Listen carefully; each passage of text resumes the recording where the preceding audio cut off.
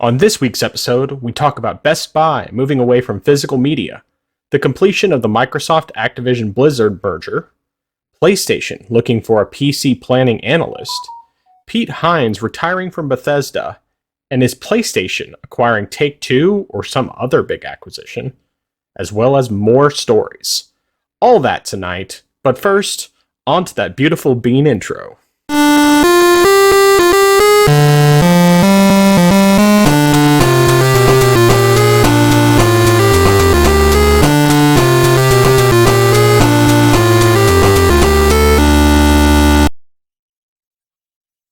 Welcome to the place where PC and console gaming talk combine. This is the Orange Box Podcast, Episode 2. I am your host, the man whose gamer pronouns are Old Man Yells at Clouds, Nathan, also known as the Frozen Gamer 87. And joining me is the man whose gamer pronouns are PC Master Race, my co-host, Justin, better known as I Am Zeracon. How are you doing, Justin? I am very good, sir. Hope you're doing well this evening. I am.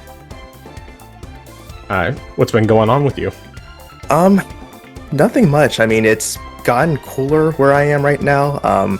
Temperatures have just dropped and then it's been really rainy. But other than that, though, not too bad. And I have gotten some more time to do some more reading, especially as I mentioned before, more books have been coming in.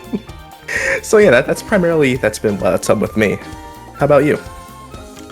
It's been pretty good. I mean, just keeping very busy. It's actually been kind of unusually busy. But in general, it's just been.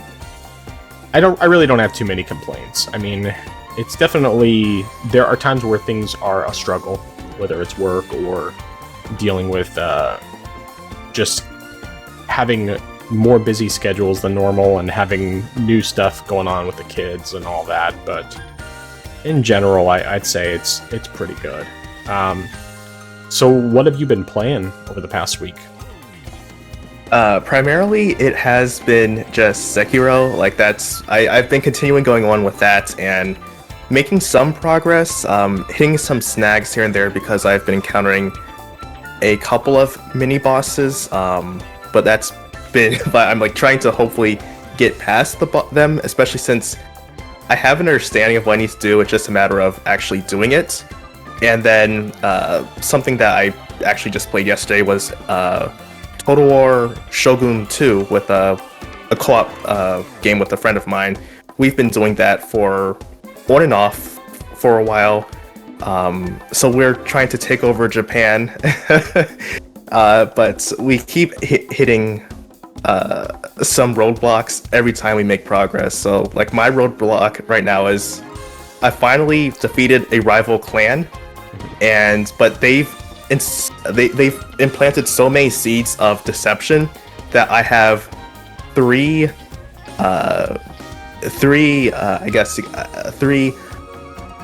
uprisings going on, and I have to deal with them while my friend is taking care of two rival clans. So yeah. All right. Yeah, it sounds like you are playing two games set in Japan, and one of so one you are the victor, and the other one you are not so much. Pretty much. Yeah. As far as what I've been playing, it's been a pretty good mix of stuff. I've kind of had some gaming ADD this past week, so of course I've definitely spent some time playing some Assassin's Creed Odyssey, mostly on my Steam Deck, with a little touch of it here and there as well, outside of my Steam Deck. But additionally, I did get my physical copy of Red Dead Redemption for Switch. Nice. And so I played just a tiny bit of that. Basically, I was just kind of testing it out and then also recording a little bit of footage. More than anything, that's kind of what I was doing. It does seem to look and run better than the PS3 version. And even the 360 version, at least when emulated. Granted, I haven't played the 360 version on the 360. I've only done it through emulation. So and even that I barely played. Like I just kind of touched it a little bit, but it doesn't work well on the Steam Deck. So since I wanted it to be a portable game, that's basically the only way I was really playing it. Of course, though, because it's kind of more of a important focus for me, I've also been playing some Red Dead Redemption 2, which has been, once again, a lot of it on Steam Deck. And, of course, I'm having a really good time with that. It's mostly just a matter of... That's the kind of game where I feel like I have to be able to listen to everything going on, listen to the dialogue, listen to the music and all that. Especially the dialogue, though, more than anything else, because when I'm focused on the story, it's like I really want to know the story. The story is important to me because the story is really well written, and the characters are interesting and everything else. So there's all of that, but also I got the Nintendo 64, Nintendo Switch Online controller, so I wanted to test that out, and so I played a little bit of Banjo-Kazooie, which I realized that I didn't remember the controls very well, especially because I haven't played it on a Nintendo 64 controller in a really long time, and even then I never played very much of it that way. So it, any gameplay that is displayed here on screen is not necessarily going to be reflective of someone who's good at the game. But it's also been quite a while, and the portions that I had already played, I played previously with the Switch controls instead of with the N64 controller. So more than anything, I was just kind of dabbling with it because I wanted to try out my new toy. And I will say that one of the things that definitely came up for me more than anything else is that as much as I love the Nintendo 64 controller, just because of the fact that I wasn't really familiar with the button layout for this particular game, I ended up not enjoying it as much as I thought I would. Which is, it's kind of an odd thing, and I think that if I go back to it and I mess around with it some more, get used to what the controls are, and then remember how to do everything, I'll be fine. But considering the most recent time that I was playing it was with Switch controllers, and you have more buttons and different buttons and everything else, I just kind of got used to that. And so going back to playing it this way, I just kind of lost my bearings. But additionally, and actually I almost forgot to mention something that I got. I haven't even opened it yet, but they had Mario & Rabbids Sparks of Hope for $20 on Amazon, so... And I was basically just waiting for that much of a discount to buy it, so I bought it. I haven't opened it, haven't played it or anything, but I did want to play that because I enjoyed Kingdom Battle. And in addition to that, I also picked up a couple games on the Switch eShop that were on sale for really cheap. I think one of them was like $4 and the other one was maybe $10, but they were both pretty significantly discounted. I think the one that was $4 was probably like 80% off, and then the other one was 75% off. So but the game that was the cheaper one of the two, which is the one I was more interested in playing anyway, is a game called Unsold. So Unsold, it's a 2D hack and slash. Trying to think of how to describe it.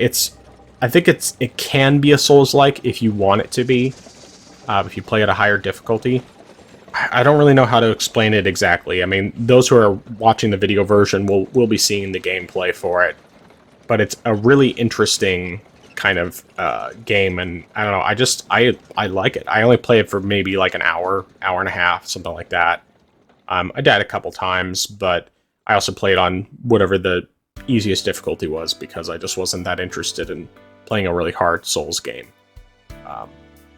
But yeah, I don't really know how to explain it exactly. I mean, obviously, I shared the game with you on Steam, and so you could take a look at it, and so you have an idea of what it looks like. But yeah, it's a pretty cool game. I like it, and it was cheap, which is great, and it's a great game for the Switch. So there's that as well. But then the game that I got really into, surprisingly, basically since yesterday, is Prototype. I had bought the game. I guess it was it was either 2021. I bought it in 2021 along with Prototype 2. And I wanted to play it on Steam Deck, but it doesn't have cloud saves. And so I just had not gotten around to actually getting my saves transferred over from PC, where I had like 6 or 7 hours of game time. And I finally just decided, I'm going to go ahead and do this, because I've had this game installed on my Steam Deck for, the past year and a half, but I hadn't actually played it yet on there. And so I got my save transferred over, and I played quite a bit the past couple days. And that's just kind of been where I've been with games. I did play a tiny bit of Outer Wilds, but I didn't record any footage for it, because basically I'm just trying to get that last achievement. So that's about it. So what was the other game you got on the eShop? You said Unsold was one. Yes, the other game, let me find it. It's supposed to be like Persona-like, and it is called Mato Anomalies. But it looked pretty interesting, and it was like $9 or $10. So okay. It was like 75% off. So I thought that it was something would be worth checking out at least. I mean, I'm a big fan of Persona. I've heard it's not nearly as good as Persona, but that's fine. I wanted to check it out. So yeah. And I guess one more question I actually have is, so for the N64 controller, does it have a blank slot on the underside of it? No, it does not have a blank slot. I mean, it's kind of filled in. Like, it's not... Obviously, it's not as packed out as like if you had either a rumble pack or even just a memory card, but it's filled in basically. Okay.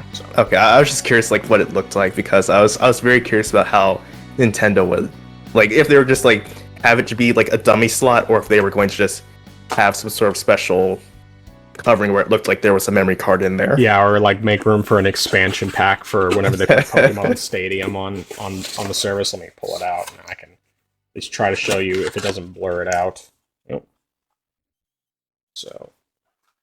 Oh, I see. Yeah. Yeah. So it's basically flush with the slot there. But yeah, it's pretty cool controller. I mean, it's kind of funny because, of course, when I originally played the N64, I was 12 years old, and at that point, my hands were small. Or at least a lot smaller. And now my hands are big enough that I can very easily reach the joystick holding it like you would a normal controller. The Z button is still a little awkward to reach though from that position, so I just hold it the normal way, on the middle prong. But yeah, it's cool. I like having it. It's a cool thing, and I'd wanted to get one for a while. Just because I am a really big fan of the Nintendo 64, and all of its flaws aside, it is what made me a Nintendo fan more than anything else. What really got me into Nintendo games, what really kind of got me beyond just very casual in gaming, which is what I was before that. So nice. But yeah, that's about all I had to cover with that. So I guess we can go ahead and move on into news. Obviously, this week we're moving faster through the topics because of the fact that we don't have our intros recording for the third time. It really was the charm, so it was good. I do want to mention, for anyone listening to it here on YouTube, the podcast is available on just about every podcast service. I've been having issues with getting it working properly on Google Podcasts. But it is on Apple Podcasts, and Spotify, and Amazon, and iHeartRadio, and Pandora, and a few other services that I don't remember. But you can find it on just about any podcast service. You might have to do a tiny bit of digging to track it down, just because since it's still new and doesn't have a whole lot of listens, it doesn't show high up in the search results. But you should be able to find it without too much difficulty. There are links in our channel description for all the locations, and I'll probably also include it in the video description here. Alright, so let's start talking some of the gaming stories for this week. And the first thing I want to talk about is Best Buy. Apparently they are starting to move, they're planning to move away from physical media. Now, the way this was reported, it basically was the idea that they were going to be doing physical media, going away altogether. But basically what Best Buy has said is that they are moving away from physical media when it comes to movies. They've already transitioned a lot away from that with like CDs and that sort of thing, although I think at least some stores still stock them. It's been a little while since I've actually tried looking at CDs there. But their movie selection has definitely diminished significantly over the years. And in some ways it's a question of, is it just a matter of time before they start doing it with physical games as well? So what are your thoughts on this?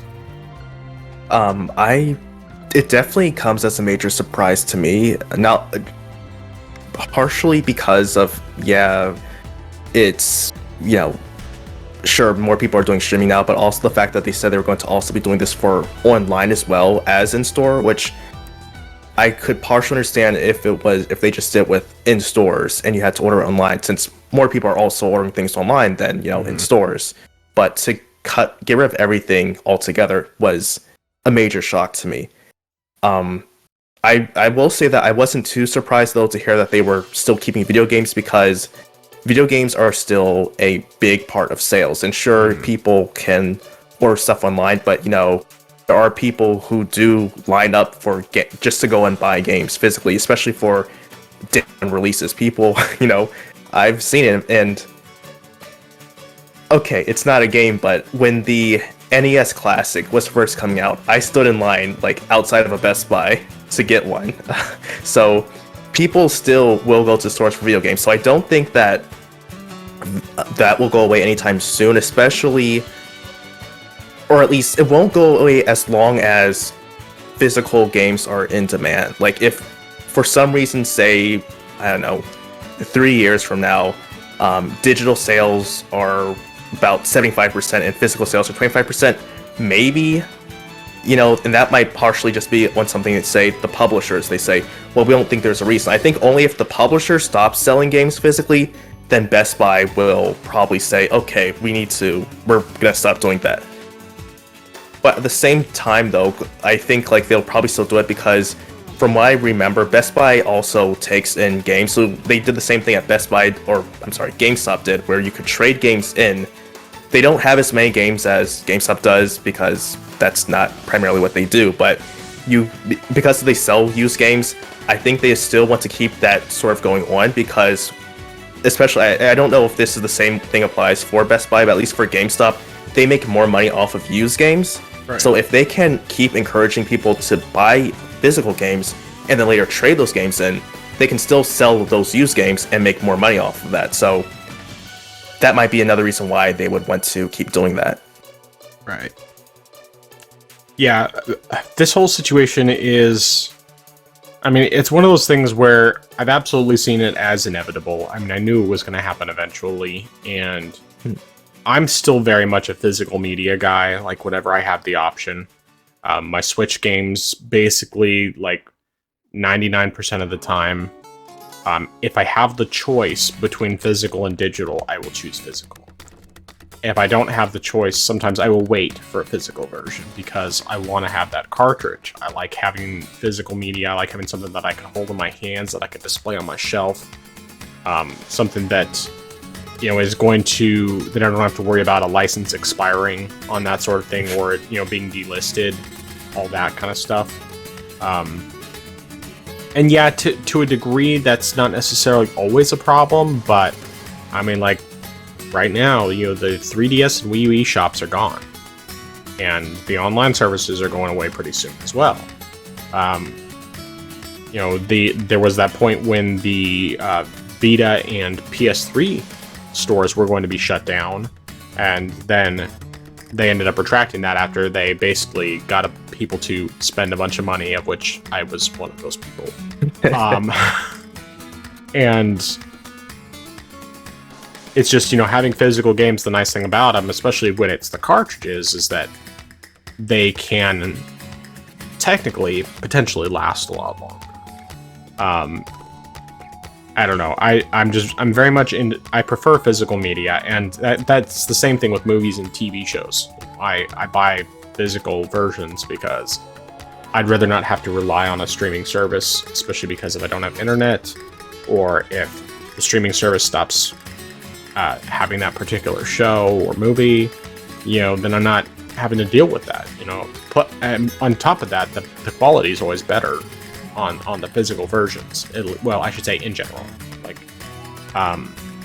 if you have an HD version of a digital streaming version of a movie versus the DVD of it, then yeah, the HD streaming version is going to be better quality. But if you have a Blu-ray or 4K Blu-ray, which I don't do 4K, but if you have a Blu-ray, it's better quality.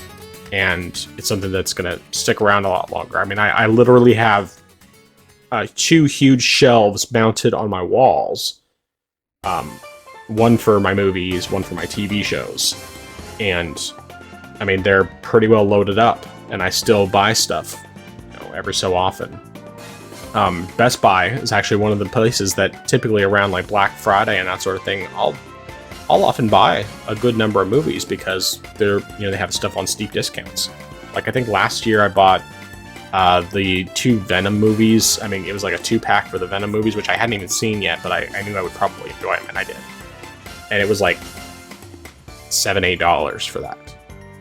And it's just, stuff like that where you can get all these great cheap movies, and I don't know, I like having physical media. But, once again, old man yells at clouds, and so it's I very much I know that there are people who disagree with me. Lots of people who are perfectly happy with all digital. Even some people who are older than me.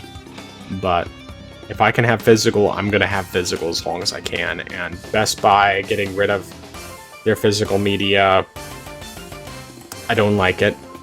I know it's coming. And I'm just obviously going to have to live with it. I mean, obviously, I've gotten used to it with Steam. PC games, it makes sense. And I can definitely say that I probably would have a lot fewer PC games if they were physical, because they would take up a lot more room. I mean, if I think about how many physical, how many digital games I have on Steam alone, and that's not even counting Ubisoft Connect or Origin, or the few things I have through Good Old Games. But it's that situation, okay, it's fine, but cartridges, I'm all for it. Discs, less so, because they kind of feel pointless, especially since most of the time the discs are basically just, you install the game off the disc, and then you have to have the disc in order to play the game, but it's really just doing checks every once in a while to make sure you actually own it, and that's really all it's doing. That's the only purpose of the disc, and of course I like getting the steelbooks, so. But anyway, that's enough of me yelling at clouds over... No, actually, I agree with you completely, and I didn't even think about mentioning the fact that, yeah, I also, back when I, was fully collecting games, I went to the physical versions because I had those games, I could do whatever, I could have them, I could put them on my shelves and stuff. I agree with that. That was wonderful. And even with the Switch, all the games I got for it were physical because, again, wanted to collect them, wanted to display them, wanted just to have them, just to feel them in my hands.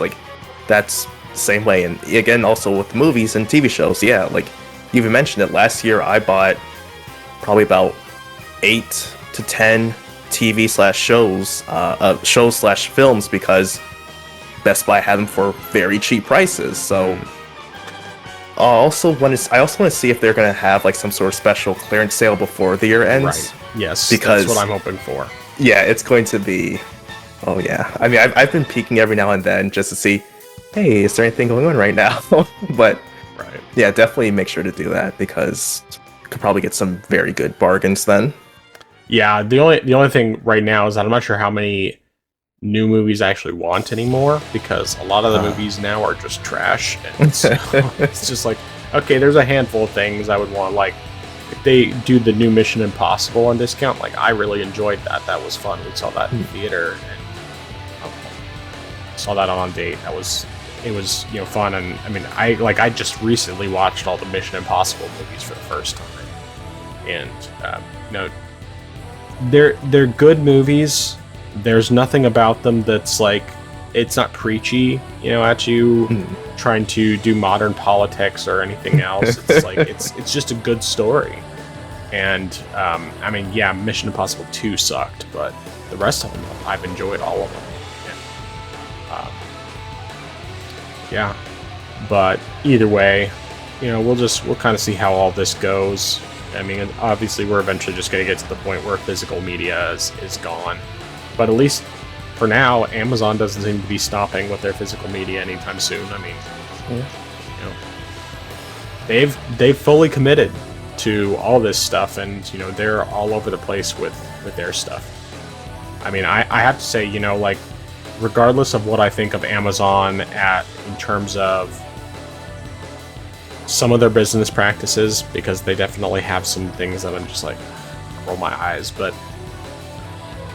the fact that they've so committed to their business that they even have their own delivery vehicles now, I mean, maybe that's been a thing for years, and because I lived in Alaska, I never got to experience it because we didn't have any distribution centers up there, and so we were always relying on post office or UPS or FedEx delivering this stuff. But it's just like, Amazon's committed, and I appreciate that, and they deliver on Sundays, which is, it's like, hey, if you got people who are willing to work Sundays, more power to you, and it's great for us as customers, and it's more competition, more positive competition. So that's my 2 cents on the matter. But speaking of positive competition, which I know that there are plenty of people who do not believe this is positive competition, but the Microsoft Activision Blizzard merger is complete. Of course, obviously, we talked about it last week. This has been talked to death about by so many people, and we're not going to spend a ton of time on this theoretically. But I personally have long been of the opinion that I do believe this will help Xbox to compete better. And I'm no Xbox fan. I've never bought an Xbox. I bought a handful of their games on Steam when they were on deep discount, and I mean, with the exception of Starfield, which I bought day one. Actually did early access on that, but even with this merger, regardless of people trying to say it's a monopoly, which you keep using that word, it does not mean what you think it means. It is not a monopoly. It is not a monopoly, and they are they're still in third place. PlayStation still is the market leader. They literally are 60%. And behind them, I mean, I don't remember the exact percentages for, but I mean, behind Sony is Tencent, and then behind Tencent is Microsoft. So, when it comes to video games, Sony is still well ahead of the game, and I mean, I think it's good that Microsoft has the ability to start producing more games, to start maybe bring back some franchises that have died out that were Activision Blizzard. Prototype being one of those. I've heard a lot of people talk about that, and I'm just starting to kind of get into Prototype. And even though I don't like it as much as Infamous, I still think it's pretty fun. But yeah, I mean, like, Sony's not in a position where they're in any way hurt that much by it. I think it's just mostly mostly PlayStation fanboys are very salty about it because they don't like the fact that after all this time of saying Microsoft has no games, that Xbox has no games, that they can't compete, here they are buying a big publisher, and now they have both exclusive games and games that they can develop in the future. some of which are currently in development that have been for years, some of which have not even started yet and are probably in early planning stages. I mean, there's all sorts of different stuff with that, but I personally still think that overall this is a positive thing, and we'll see what actually happens in the future. I could be dead wrong, and maybe somewhere down the line we'll find that Microsoft is just eating up businesses left and right. I mean, eating up like publishers and everything left and right, like Disney has done to most of the media. And we'll see if Microsoft destroys these companies in the way that Disney has destroyed a lot of the stuff that it's brought under its wing. Or, well, maybe not destroyed, but devalued. Like the Star Wars brand is completely ruined, in my opinion. But anyway, your thoughts on the matter before we get to the next aspect of that. No. I mean, I'm glad that it's all over with. I mean, as we mentioned before, FTC still wants to get one last swing in, but that's probably not going to get far. Yeah, and agreeing with you with the fanboys, going from Microsoft has no games to, hey, don't get those games. Although if Sony bought Activision, wouldn't hear much from them about that, though. Oh, well, you would hear. It would just be them bragging. Oh, that is true. That is true. And they'd be rejoicing and praising and saying that it's the greatest thing ever that Sony did it. But it's because Sony couldn't have possibly done it. They couldn't afford that. But it's like, once again, it's like I say, like I said last week, enjoy the games you have. Let everyone else enjoy their games too. And if some of these things end up not being, end up being exclusives in the future, well, that's the way it goes. I mean, Sony has to compete more. They have to put out more quality products. And they already have lots of great quality products, lots of great games. I mean, heck, Spider-Man 2 is in some places. I think it might technically already be out in some places, but either way, I mean, if nothing else, it'll be out before this podcast comes out. No, I guess it's Wednesday, not Thursday. I'm getting my days mixed up. On Friday, it will be out worldwide, at least as far as I know, and it's getting great reviews across the board. People are saying it's the best of the 3 games they've made, or the 3 Spider-Man games they've made. I mean, it looks fantastic. I'm excited to play it whenever it comes to PC. And I can wait until then because I burn out on Spider-Man. But, just enjoy the games you have.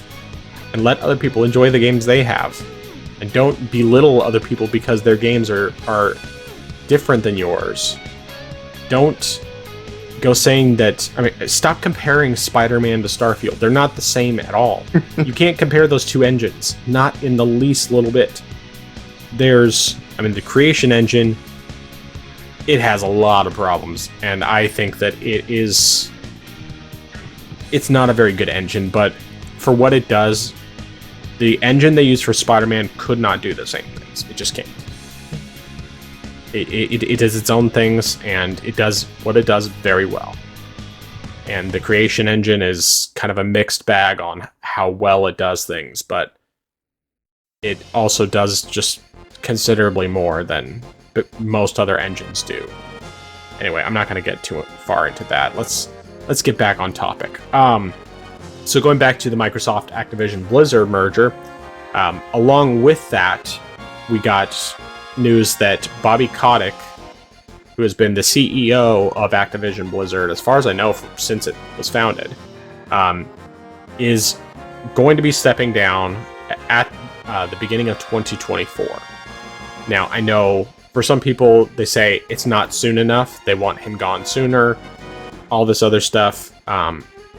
Really, the reality is they have to dot their T's and they have to dot their I's and cross their T's and make sure that everything is transitioned over.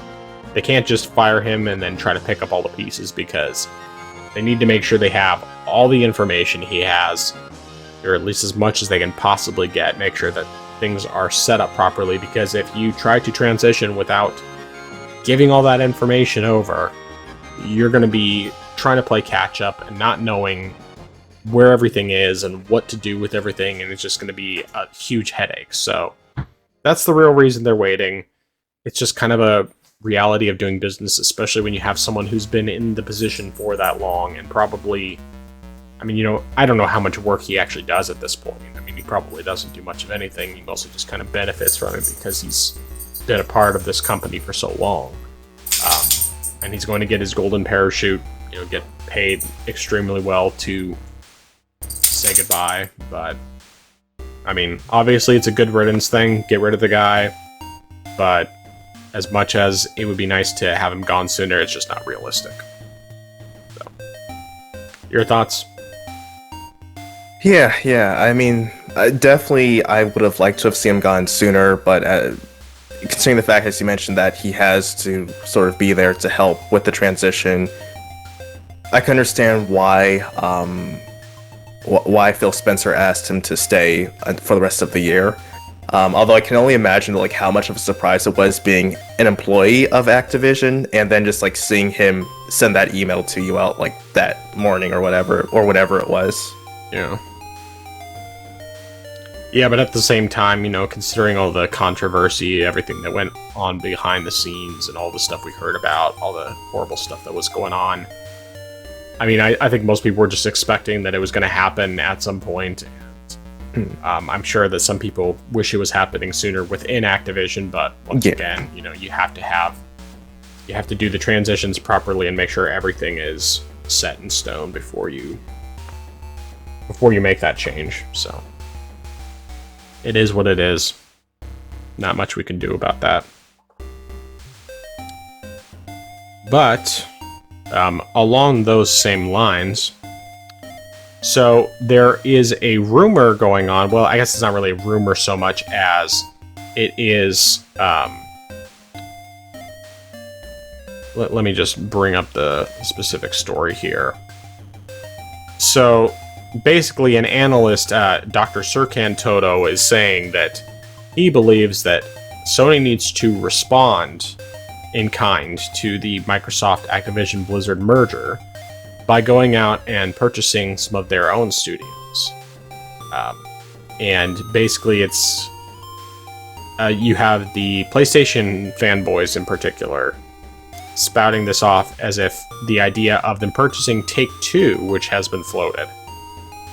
And reminder that Take-Two is responsible for Grand Theft Auto, which is, I think, like the most selling game of all time, period. I mean, it came out originally on the PS3 and it's still selling today. It's usually in the top 10 years later. But between all the re-releases on PC and PS4 and Xbox One and PS5 and Series X, plus Red Dead and a bunch of other stuff. Stop it. Get some help, please. Stop thinking that this is in any way a possibility. I mean, additionally, people have also floated the idea that, maybe they would, go and buy something like,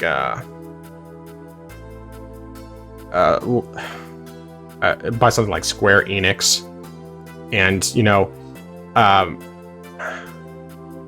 I can't remember exactly who it was that I heard talking about this, but the idea of them buying Square Enix is another one of those things where, yeah, it's a pipe dream. It's not realistic. I don't think Sony can afford Square Enix, even if they wanted to buy them.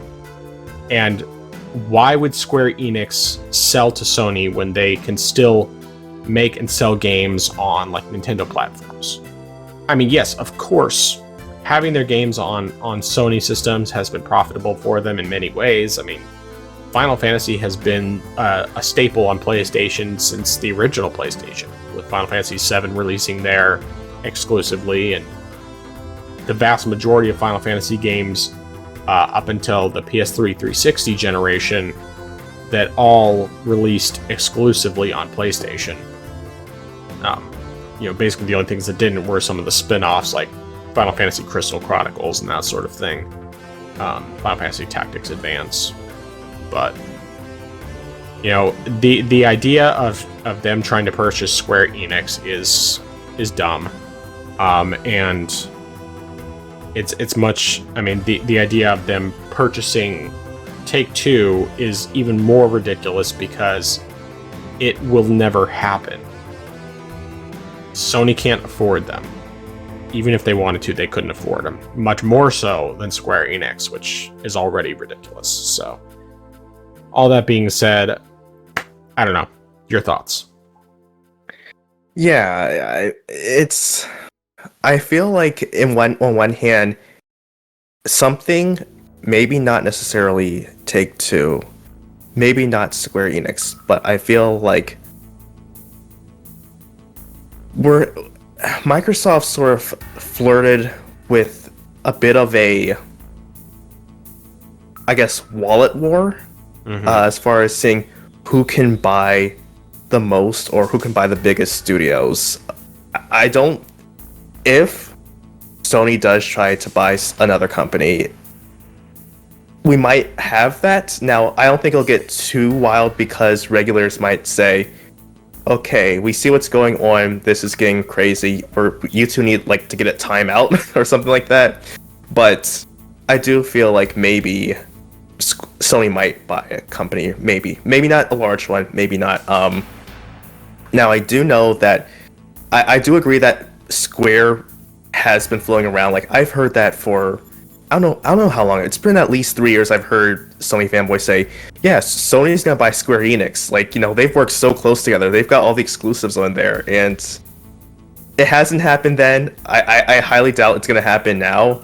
And I've also heard them say either Capcom or Sega, and I highly doubt that Sega's would allow themselves to be bought because they see how well they're doing with selling on multiple platforms, especially considering the fact that when they put the Yakuza games on Xbox via Game Pass, more people were interested in buying the games at that point. And Sonic is already on multiple games. Persona is now on every platform now.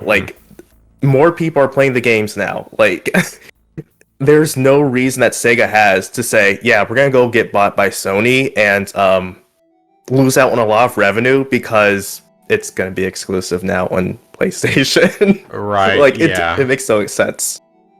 Yeah, the Sega one is ridiculous too. I mean, I think Square Enix is probably more ridiculous in many ways, but Sega, yeah, I mean, you're absolutely right because those games sell well on other platforms. I mean, the Persona games especially, once they started putting them on other platforms, I mean, even if you exclude Game Pass, I mean, because I don't know how the game sold on Xbox with Game Pass being a thing, but the games have sold, especially Nintendo. They were great sellers. PC, they've been great sellers. I can't see any reason why they would limit themselves in that way. And I mean, it just goes back to the reality that selling games on multiple platforms is good for their business, it's good for the consumer, it gives us more choices. And I don't like the idea of them holding games hostage. I mean, it's something that I've become more and more against as time has gone on, to the point where I'm even saying, Nintendo, start putting your games on PC as well. I mean, it'd be great if every game could release on every platform. It would mean that games would take longer to develop. Either that, or they would focus less on trying to make games super visually impressive and maybe start making games just good. But all across the board, I mean, it would be beneficial to consumers to have to, to not just have to buy a specific plastic box to play a specific game, and to be able to have choices in where they want to play the game, and they can go with whatever fits their play style best. Or if it's, still just a specific plastic box they like better, then so be it, But give people choices, and that's not something that's going to happen anytime soon. Probably will never happen, especially for Nintendo. I don't know. I want it to happen though.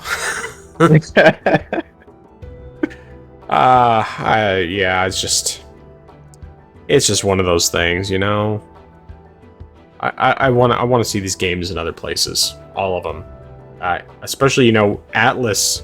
I really hope that after seeing how well Persona has done on other platforms, that they start doing Shin Megami Tensei on other platforms, because it's been stuck on Nintendo only forever.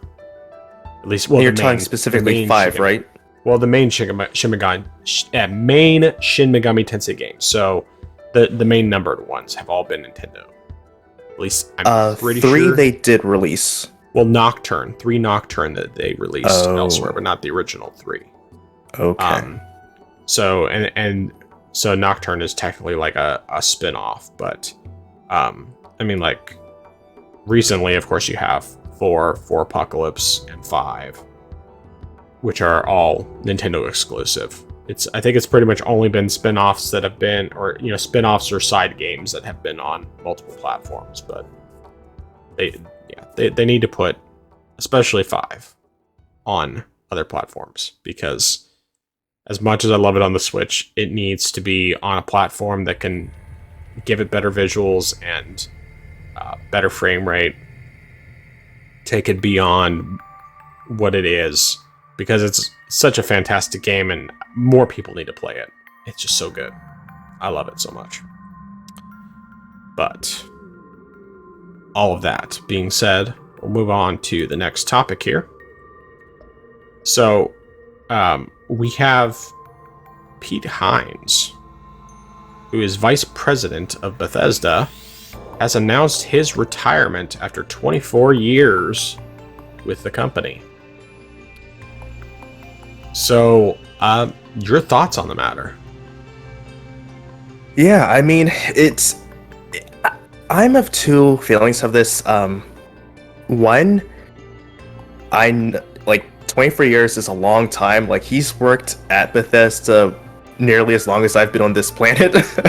So, like, I can definitely understand, you know, him wanting to retire, especially said, you know, he's wanted to just relax after all this time. So I do definitely understand that. And, you know, sort of like the same thing, which we mentioned before last week, like, oh gosh, oh my gosh, I can't remember who we were mentioning last week, but about them retiring. Like, I understand you've been working for a long time. It's, you know, you're good to go. Like, go retire. But it is also odd seeing just like someone who has had such a prolific background, you know, working with Bethesda for that long, just like stepping out the picture. So when that ends, you know, it's going to be kind of weird, like seeing someone replace, like someone stepping in and him not being there. But, you know, I do hope that he enjoys his retirement, though. You know, you've earned it. I mean, sure, Bethesda has had its ups and downs, but hey, you've been here through all of that fire, you know, right. Good on you.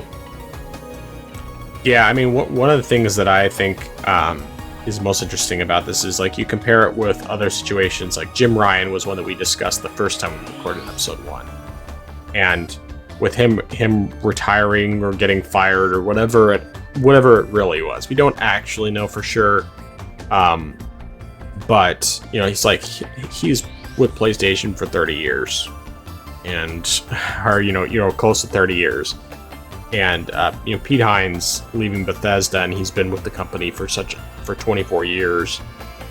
And, you know, leaving basically right after Starfield launches. I'm sure that there are probably people who will conspiracy theorize and say, oh, well, it's because Starfield flopped. Well, Starfield didn't flop. It's actually sold extremely well, despite the fact that it's on Game Pass. And I think, I don't know the exact sales numbers. I feel like we just got NPD. I was briefly checking out a video earlier, and that for the month of September, it was the top seller. Which, you know, that's still, I mean, I think behind it was like FIFA or something like that. So, it might have been something different. But either way, you know, it's sold extremely well its first month. And that's even with it being on Game Pass for considerably less money, that it sold very well. It's, you know, in the top 20, I believe, on the Steam charts, which is good for a single-player game, especially since, you know, it's only been, I mean, I can't talk. Anyway, all that being said, I think that basically Pete Hines is going out on a high note because, this is a game that's been 20 years in the making. It's their first new franchise that they've created in 20 years. And, it's like, why not just leave now? It's like, it's the perfect time. He doesn't need to stick around long enough to see Elder Scrolls 6 come out because that'll probably be another 10 years. And, among other potential franchises, sequels, spin-offs, whatever. I think it's a good time. I think it's a great time. And, Starfield, even with all its flaws, I still really enjoy the game, and I keep itching to go back to it, and I keep getting sidetracked and trying to finish up Red Dead Redemption 2, because it's been one of my goals for this year. So here's a little side tangent. So, I need to get some water. You have any other thoughts before I continue? No. I think I'm good. But just probably one thing I was thinking is that he probably wasn't necessarily there since the beginning, because I know that Bethesda has been around since like NES days, but he definitely has been around long enough that Bethesda has been on the map and done like a lot of stuff. So he has contributed to like a lot of the big hitters. Right. Yeah. Okay. So my side note here.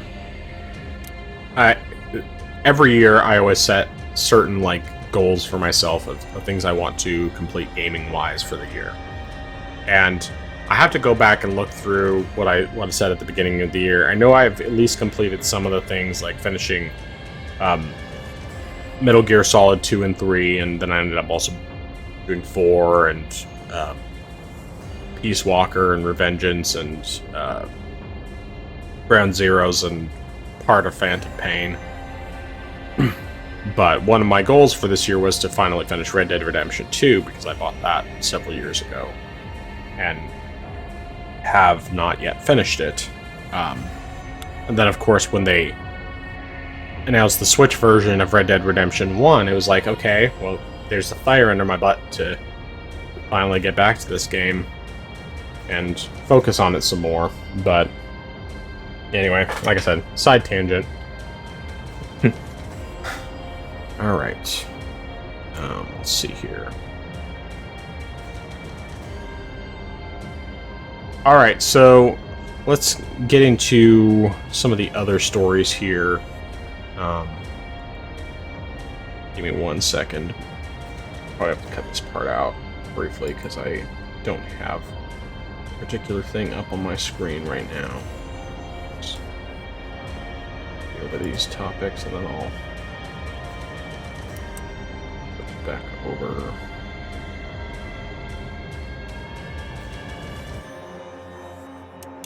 Should have thought to just include these in my thing.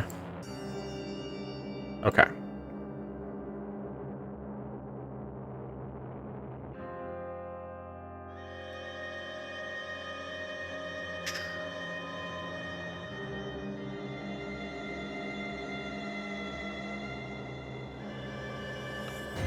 All right, so another news item related to PlayStation.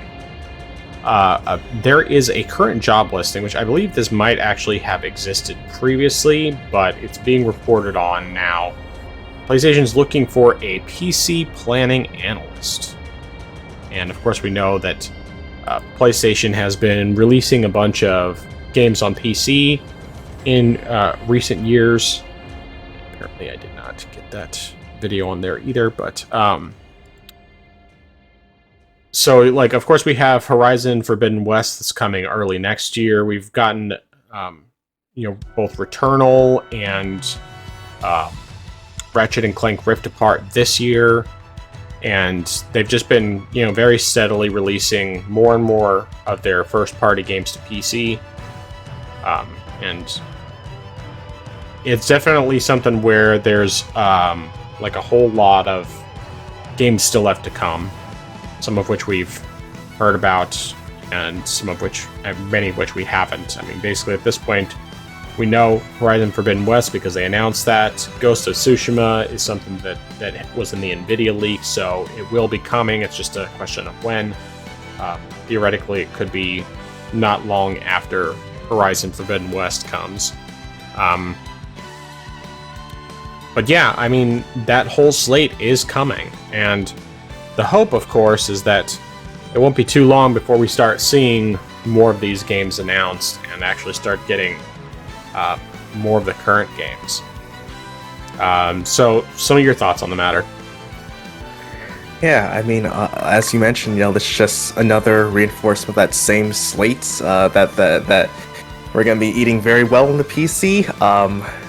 I wonder, I mean, I know that Sony said that maybe a year or two before games come, but I wonder if they might even be thinking about doing other things, like, for example, PS3 games that are like games from that generation, bring those over. Like, say, for example, the original God of War trilogy, the HD collection, bring that over to PC. Right. Or if they said, which I know you went, Infamous, bring Infamous over, right. 1 and 2, bring that over. If they want to say, maybe, because I think I almost want to say they might have just been a port, but I think they released an HD version of Jak and Daxter on the PS4. I can't remember if it was just like an upscaled port or if it was a slight remaster. They did the HD collection on PS3. I don't think they. Okay. I'm not sure. It's possible they did something on PS4, but I'm pretty sure it's just PS3 and Vita. Okay. But, if they did that, if they brought over the first 3, I think it's the first 3 Uncharted games, if they did that as well, like, I feel like maybe if they want to help sort of stagger the releases of, like, their new releases, but still provide, games, they could just do that. Like, you even mentioned the fact that Sony has a lot of games that they've made. They have an untapped well that they could just, boom, here's a bunch of games we can just bring right over to PC. We can, on one hand, we don't have to hear fanboys say, hey, you're putting these games day and date. On the other hand, here's a bunch of games for you guys to play, enjoy. Right. That could be something that they could be doing. I don't know. And the person, because I know it's planning on stuff, so it could be something with marketing, seeing what PC gamers would want, what fits right now, what works with our budget, what plans that we have. That could be something that they're working on. I don't know, but that's just sort of stuff that I'm just tossing out right now. Right. Yeah, I mean, the reality is that most of us PC gamers could be good at giving them some information that they need for of how they can be successful. Now, granted, we don't have all the necessary qualifications for market trends, and I can't remember all the different requirements that were part of the job listing, but we know what it is that would make PC gamers happy. I mean, obviously the number one thing for the vast majority of PC gamers that I hear over and over is put Bloodborne on PC. 4K 60 FPS. That's all you need to do, and that will make a lot of people happy. Personally, I don't know how soon I would actually play Bloodborne. I'm more interested in Demon's Souls, which is another one we know will eventually be coming because they accidentally had that in their initial reveal trailer. Whoops. But even that, I'm once again, I'm in the same position where I need to finish at least one Souls game before I start playing another new one. With Unsouled being kind of an exclude, or what's the word I'm looking for? Not exclusion. An exception to that rule because of the fact that it technically, I mean, at least the way I'm playing it now, I'm not playing it like a Souls-like. So, but yeah, I mean, I'm pretty sure when I looked this up that I found that there was a similar listing last year as well. And so it's really just a matter of them, they need to find someone who's going to give them the information they need. It's going to help them realize that, there are ways that they can improve their release schedule, have more stuff come out. My biggest concern, though, is if they don't have a good studio working on the ports, that we could get some more bad ports. I mean, right now we know Nixxes. Nixxes so far, everything they've released has been fantastic, excellent ports. I mean, you got the Spider-Man games. Both Spider-Man Remastered and Miles Morales are excellent ports. You have Ratchet and Clank Rift Apart. Horizon Zero Dawn initially released pretty not great for a port, but I believe Nixxes went in and fixed it after the fact. Yeah. Which is, great, because it definitely plays a lot better than it did earlier on. I remember when I was trying to... I got it not super long after it launched, and I was trying to record it, and I was trying to record it and stream it, and it wasn't looking or streaming right at all on the recording side. Gameplay-wise, it was playing fine, but for some reason, it was just wonky, and now it plays great. And I can't remember who did the God of War port. I don't think that was Nixxes, because I think Nixxes was acquired after that. That was a very good port, though. I think that was directly Sony. I think it was like Sony PC or something like that. Yeah, but God of War was a fantastic port, and if they can get Ragnarok on as well, that would be incredible, because as much as I've enjoyed what I played of Ragnarok on PS4, which the only reason I even got it on PS4 was because I had a gift card.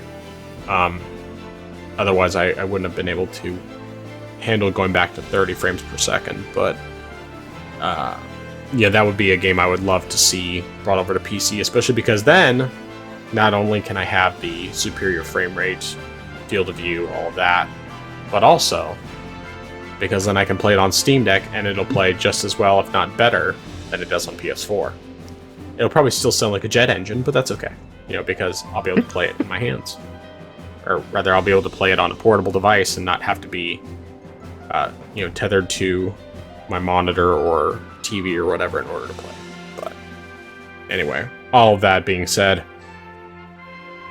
it's I want to see more stuff come out, and I do like you suggested, do some of the PS4 releases.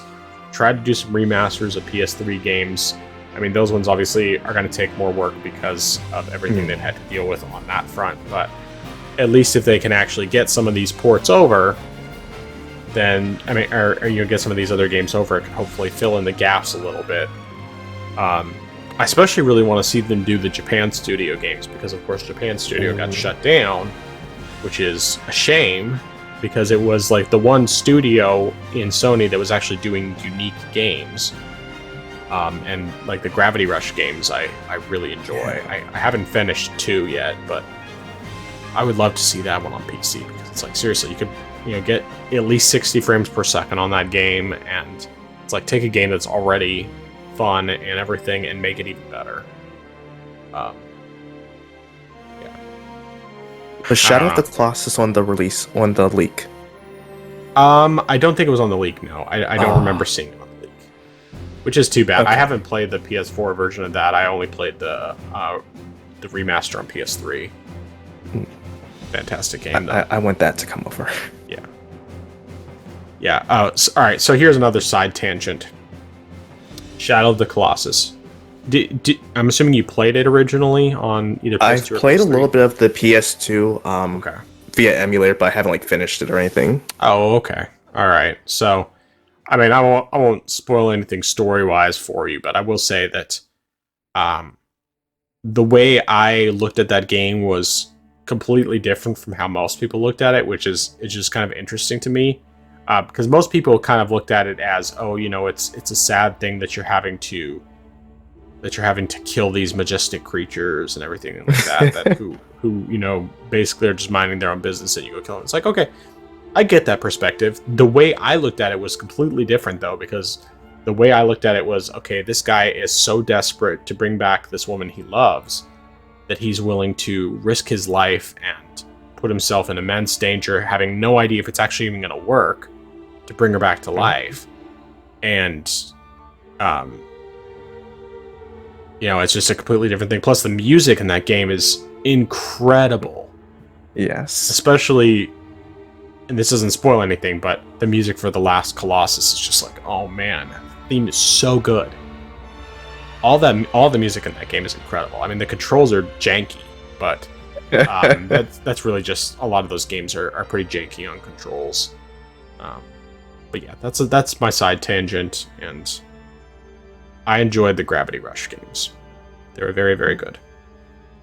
I will say though, the first time I tried playing Gravity Rush, it actually kind of made me dizzy because I played it on Vita shortly after I got my Vita, and I mean I didn't play very much of it just because it made me dizzy. But when they did the when they were going to do the store shutdowns, I decided I need to give this game another shot because it seemed like it would be my kind of game. Otherwise, it was just that issue, and I was able to get past it, and then it didn't bother me anymore, and I ended up playing through it and getting the Platinum Trophy and doing all the DLC stuff as well, and bought the remaster on PS4, which I haven't played, but I have it at least. And then bought 2 and played a decent chunk of it before I moved, and then I just never got back to it. But anyway. Alright, side tangent over. But we have more time for tangents, so that's why I was doing a tangent. So, anyway. Alright. So, Hideki Kamiya. I can't remember when was it that we talked about him retiring or leaving Platinum Games. It was probably on like either our first or second attempt at episode 1. I can't remember. Yeah, something like that. But yeah, he recently started a YouTube channel. And I guess he's not allowed to actually work in the games industry for a year because of a non-compete clause in his, contract with having left Platinum Games. So he's doing the YouTube channel thing instead.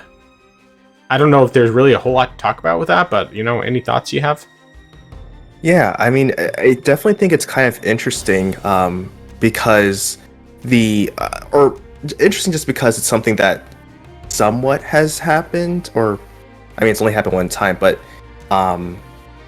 the game developer of Super Smash Brothers, he made his own YouTube channel. Mm-hmm. So I don't know if it's something that could sort of start becoming a trend with the Japanese developers making their own channels. Like, I don't think, or maybe because of his NDA, like he might not be able to talk about like what he does going into making a game, but I feel like that's something that he possibly could do maybe later down the road, because I know that on Twitter occasionally he did just talk about stuff like with game development. I mean, of course, that's if you could see his page, because he didn't block you.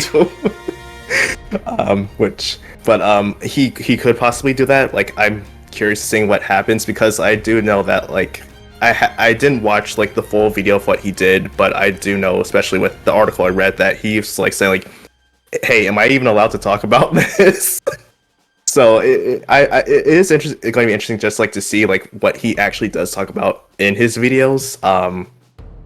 Just because, especially someone like him, especially if he brings that sort of same, I guess, that same Twitter side of him to his channel, that definitely would just because of the entertainment value alone, that would be interesting to see. Yeah, for sure.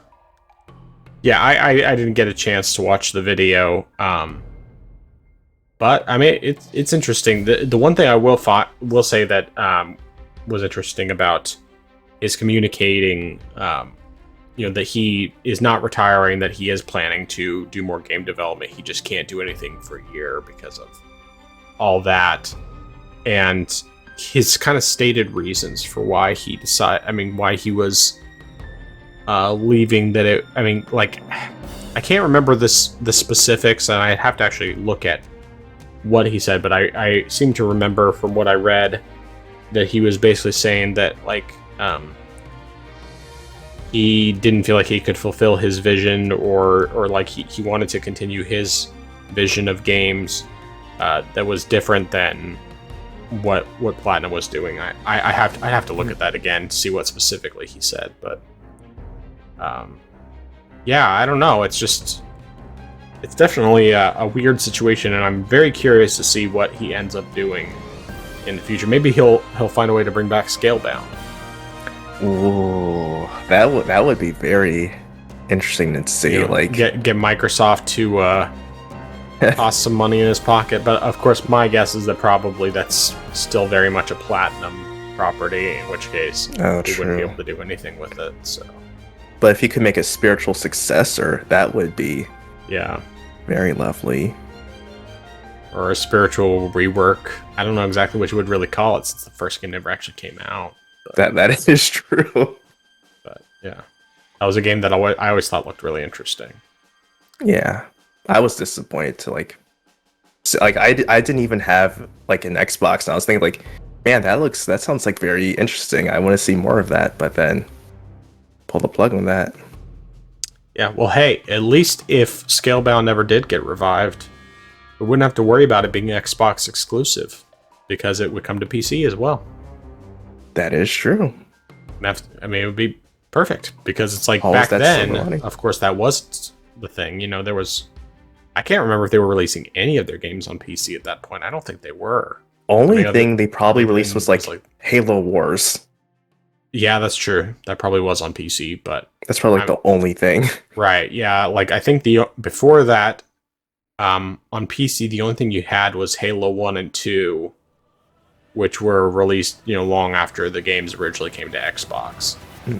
And I actually have the CD-ROM versions of those games, or CD and DVD-ROM, but yeah, it's we wouldn't have to worry about the exclusives anymore. So, hey, I'm all for it. I don't think it's ever going to happen, but I'm all for it if it does.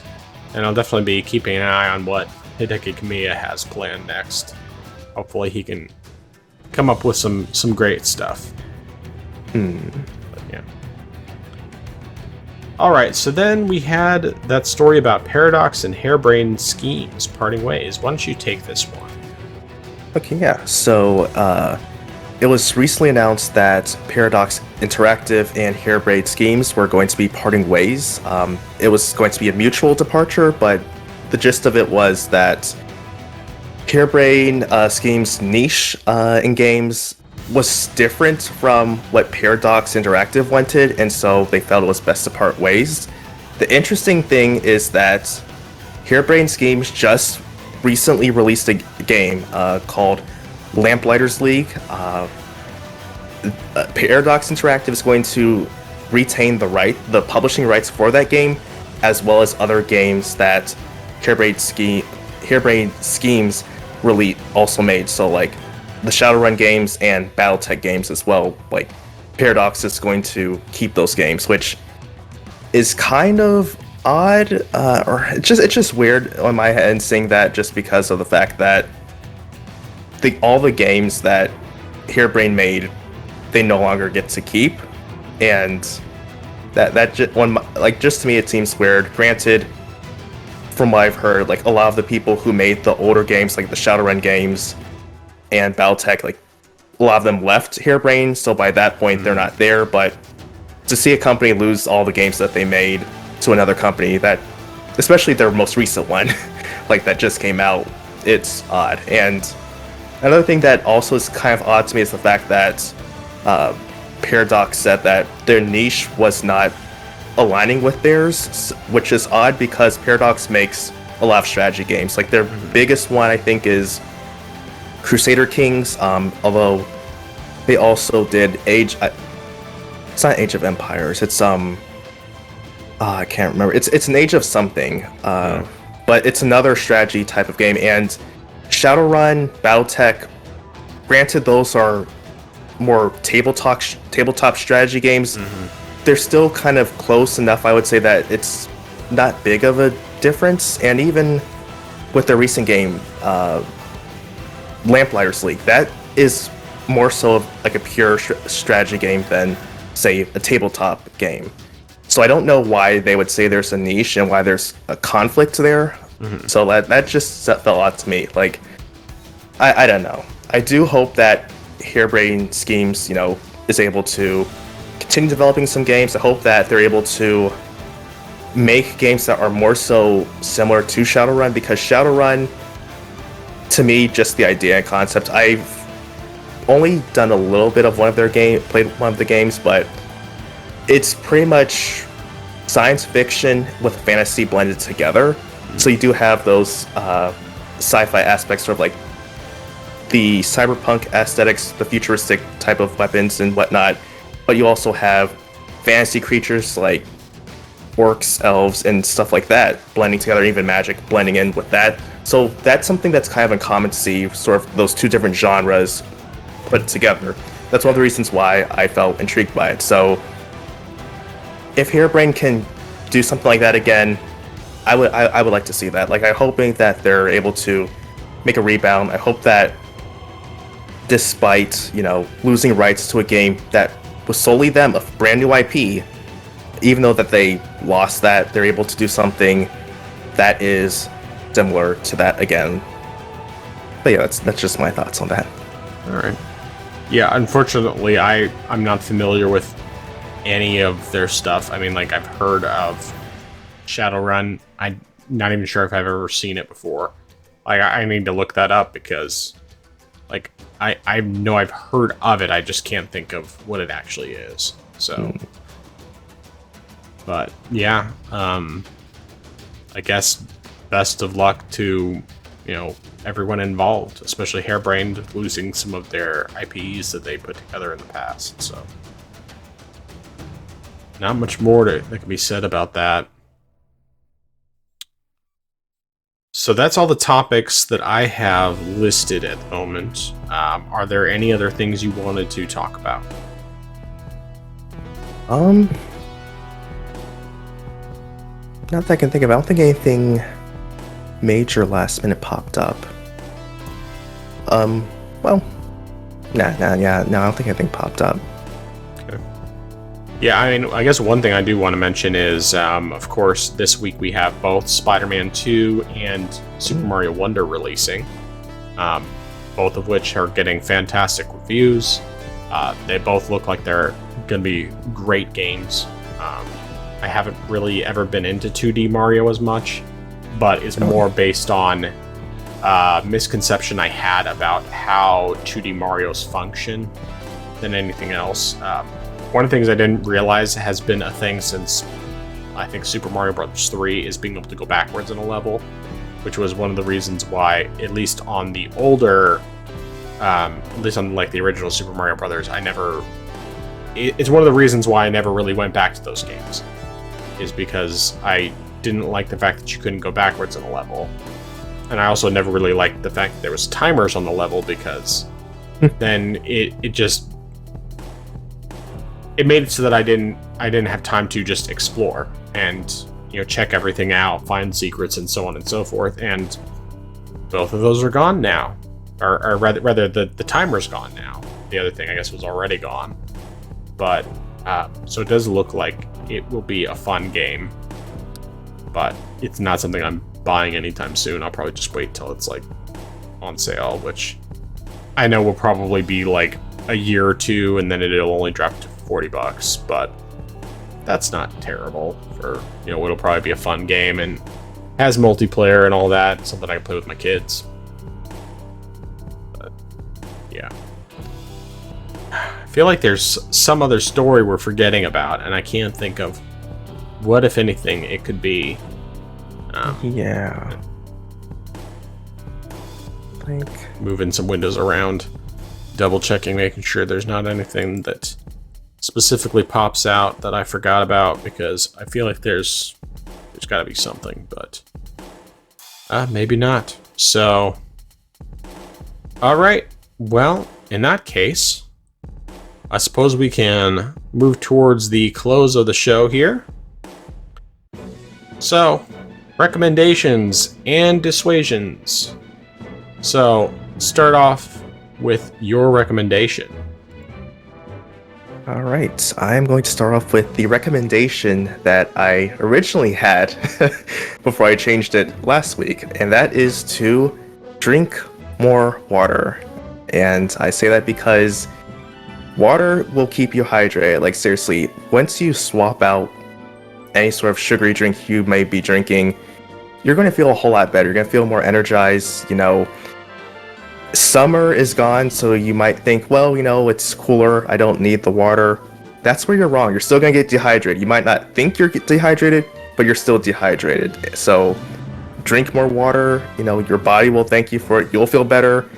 And yeah, that's all I got to say for that. All right, that's fair.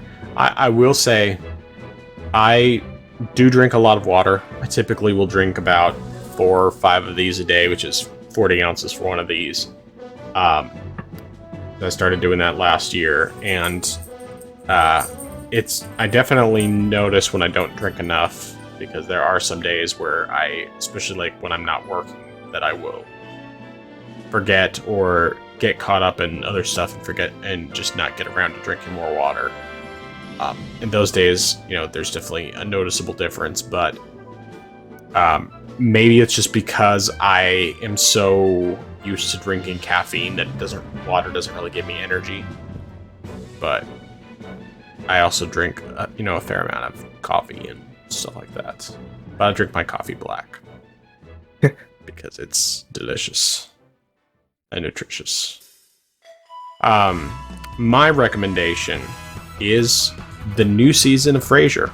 We watched the first couple episodes last week, and it is fantastic. I was very pleasantly surprised. So I was super skeptical that it was actually going to be good, because I'm such a big fan of the previous seasons, the 11 seasons that they did from 1993 through 2004. And I just, with so many modern revivals being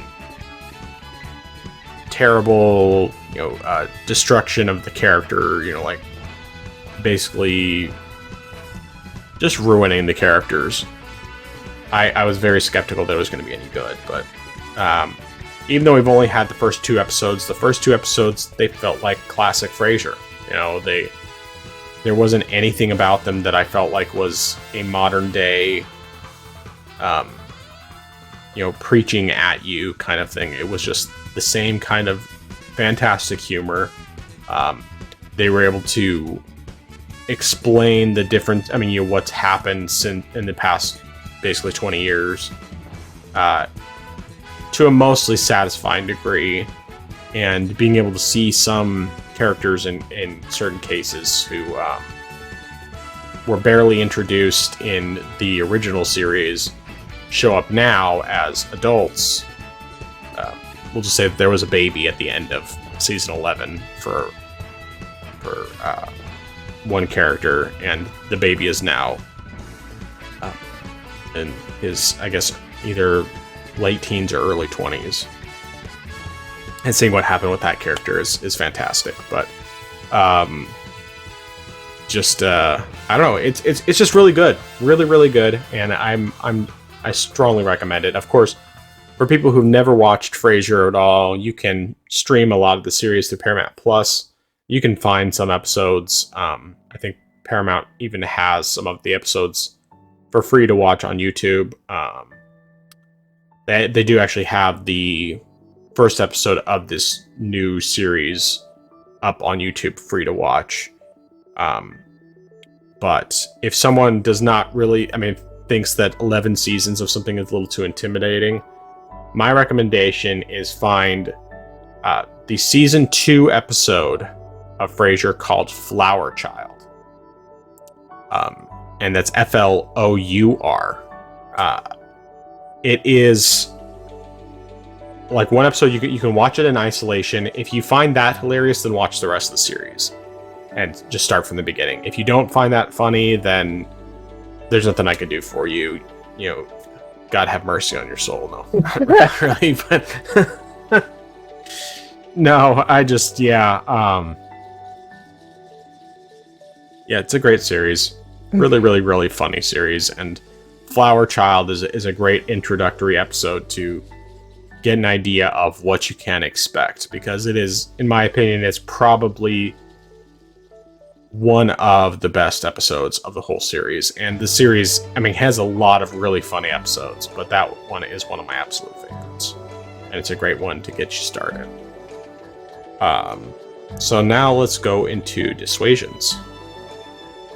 All right. My dissuasion for the week is going to be, don't buy into the hype of new technology. And by that, I mean, don't feel like you need to get the latest gizmo, the latest version of something, whether that be a phone or whether that be something like computer hardware. Like, if you think about it, if you have a good enough phone and it works, why do you think you need to spend another $800, $900, $1,000+ on a new phone when the one you have works sufficiently? I mean, if you're gonna get a new phone, you could probably spend maybe something like $300, $400 on a phone that is newer than yours, but it's substantially cheaper than what you could spend on another phone. Like, even if you don't feel like, well, it's unless you have like a very good reason for, or something that you could spend for that, like, why not? I mean, earlier this year, I bought a Galaxy S9. They're on, what, 21 or something like that now, at 22? 23. I bought a new Galaxy S9 phone for $200. Did that.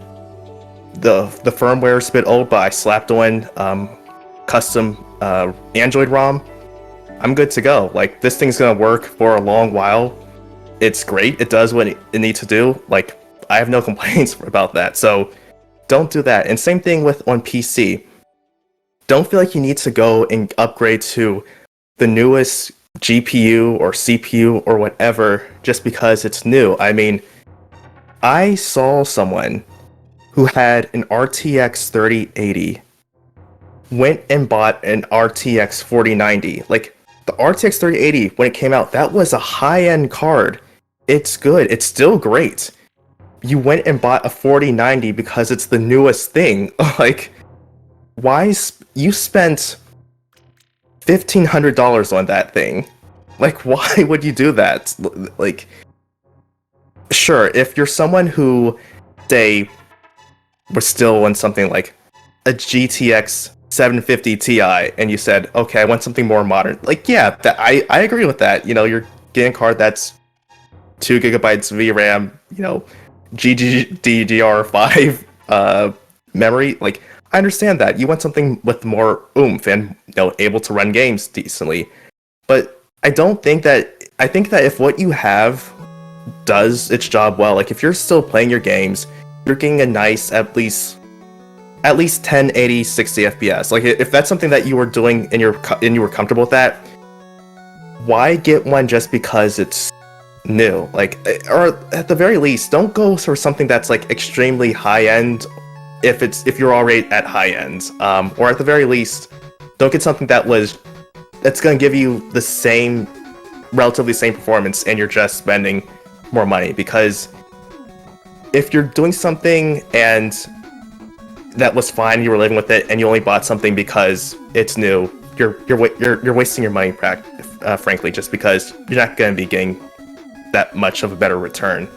I mean, I bought a 3080 Ti. I haven't put my PC together yet, but I know that when I do put it together, it's still going to be good for me. Like, I know I'll be good with it for a long time, so I don't have to worry about that. Yep. So just don't spend money you don't need to.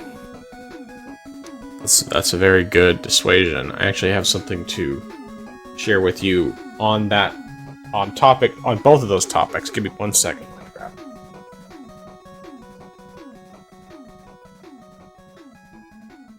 Find it. Something off screen.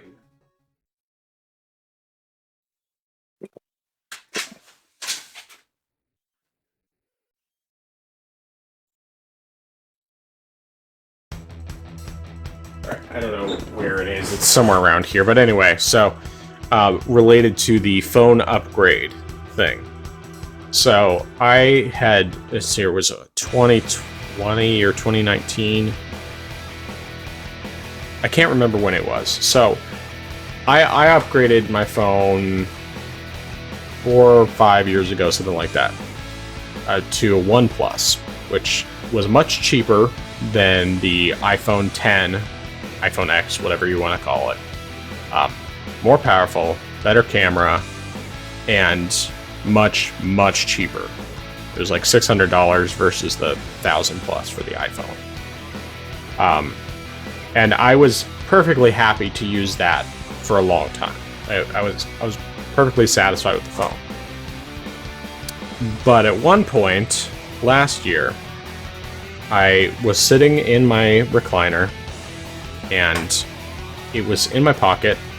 It slipped out of my pocket between the recliner down below the chair, which, wouldn't necessarily be a big deal. I just have to get up and go under there, pick it up. But the way it fell in there, as soon as I put the feet down, it crushed the screen. So, and I didn't have the right tools to repair it. I bought a replacement screen just in case, and I think I have a friend who might be able to help me repair it. But because of that, I decided to upgrade my phone, and I decided to go with the Samsung. And I did go with the latest and greatest with the most storage I could get, because the way I saw it was that if I'm going to have to spend this money anyway, I might as well get the best phone I can get. And I will say that it definitely is overkill, because I have the S22 Ultra, which has like the stylus and stuff. It has a 108 megapixel camera. I mean, it's better than the iPhone 15 in basically every possible way, even though that's the new iPhone. And I don't regret it, even though definitely if there had been something comparable, like if OnePlus had their new model out at the time, I probably would have just gotten that. But yeah, I agree with you on that front. And when it comes to the PC graphics cards especially, I'm still rocking a 2080 Ti. I had upgraded from a GTX 980. I don't think it was the Ti. I think it was just the 980. And I mainly upgraded because I had already had to upgrade my CPU, because my CPU was just really falling behind. I kind of cheaped out on it when I initially built my PC. So I just had like an i5 3500 or 6500, something like that. It just wasn't quite cutting it for, especially the open world games like Assassin's Creed, that sort of thing.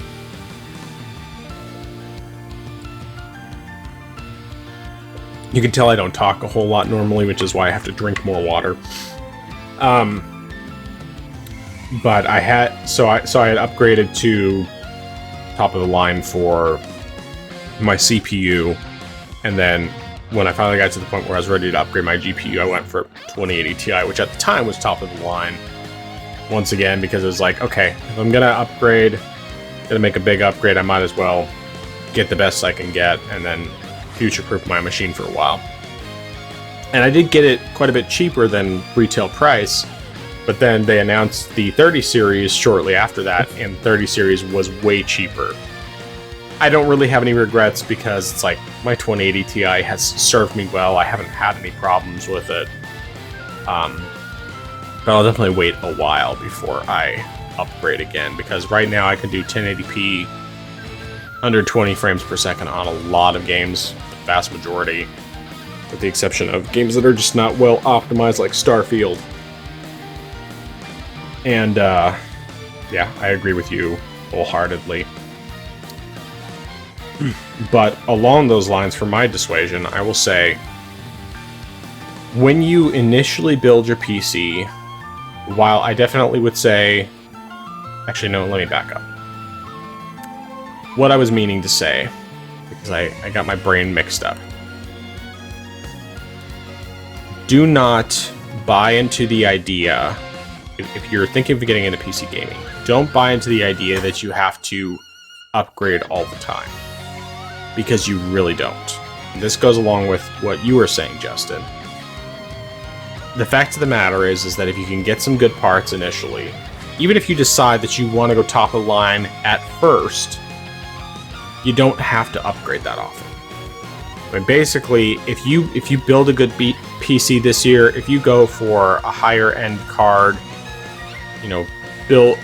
spend whatever you decide to spend. But especially if you decide to just go top of the line right now, you will probably not have to upgrade for 5, 6, 7 years.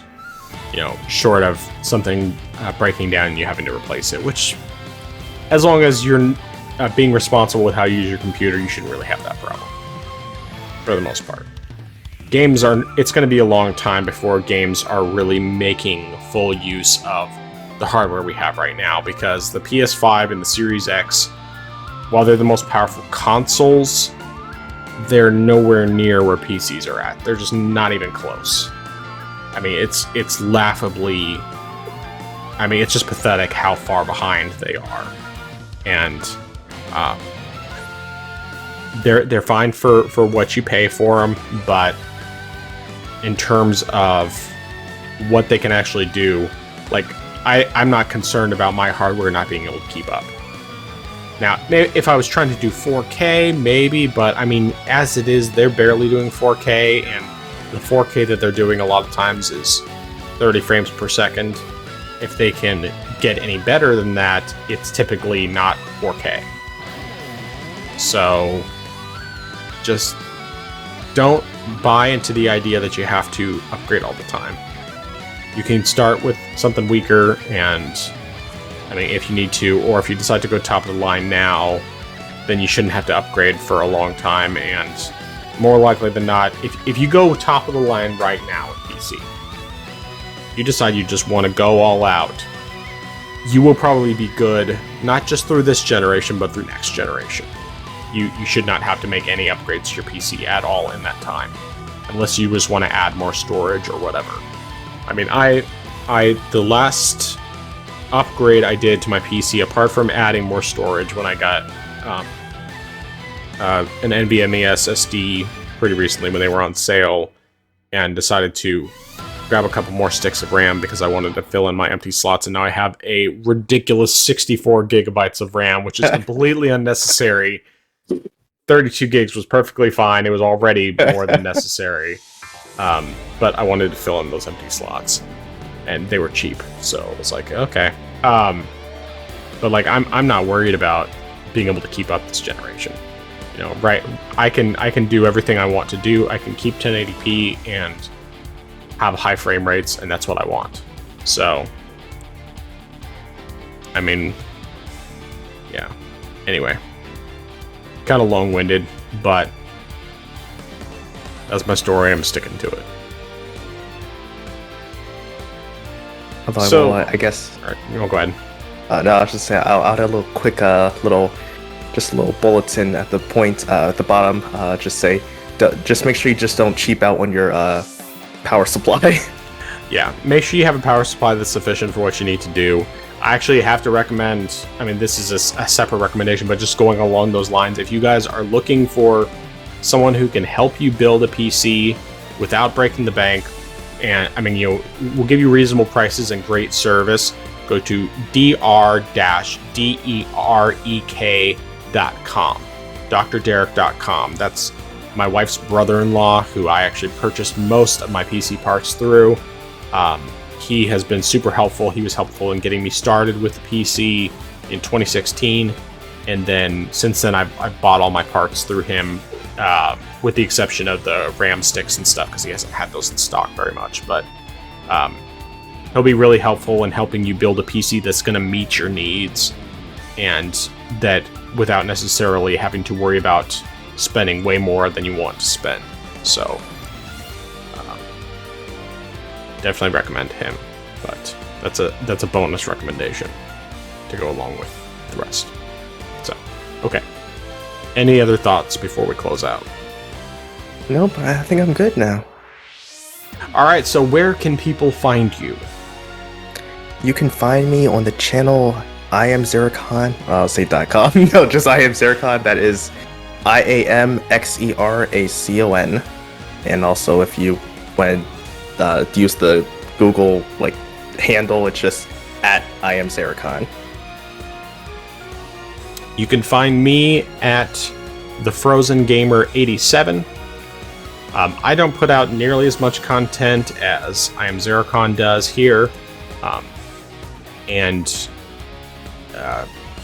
recommend going to his channel more than anything else. But you'll get the occasional video from me. I'm hoping at some point to start doing more stuff, but I'm just not going to promise anything because life is busy. Father of 3, all that. It's the way it goes. But I do want to promote, I have an upcoming 24-hour charity live stream where I'm raising money for the Stack Up charity. They provide services to veterans, including providing video games to veterans who are struggling, especially with PTSD and everything else. It's a great charity. It's just really a big thing to help these guys who are struggling with everything that comes with fighting as part of the military, and getting them help that they need. It's not just giving them video games, and that's part of it, but it's getting them help that they need, giving them people to talk to, everything else, and it's a great charity. But I will be streaming for 24 hours on my YouTube channel starting Friday, October 27th at 9 a.m. I'll make sure I mention this again for next week's episode. But yeah, if you can donate, there will be a donation link in the description of my videos on my channel. And even if you can't donate, if you just want to stop by anytime during that 24-hour live stream and just, say hi, check and see how I'm doing, especially if you're a night owl and you're up in the middle of the night, that's a great time to stop by and say hi, because that will help me immensely. Because those late hours, sometimes it's hard to stay awake. And although I have some new potential things I can do that I think will help me a bit in that, it's still something where, I can always use the help, and middle of the night especially. So, yeah. I think that's really about it. So, I've decided that I'm just going to wing the exit here every week. So this week I'm gonna say keep on trangling, and we will see you next week. Orange Box Podcast out.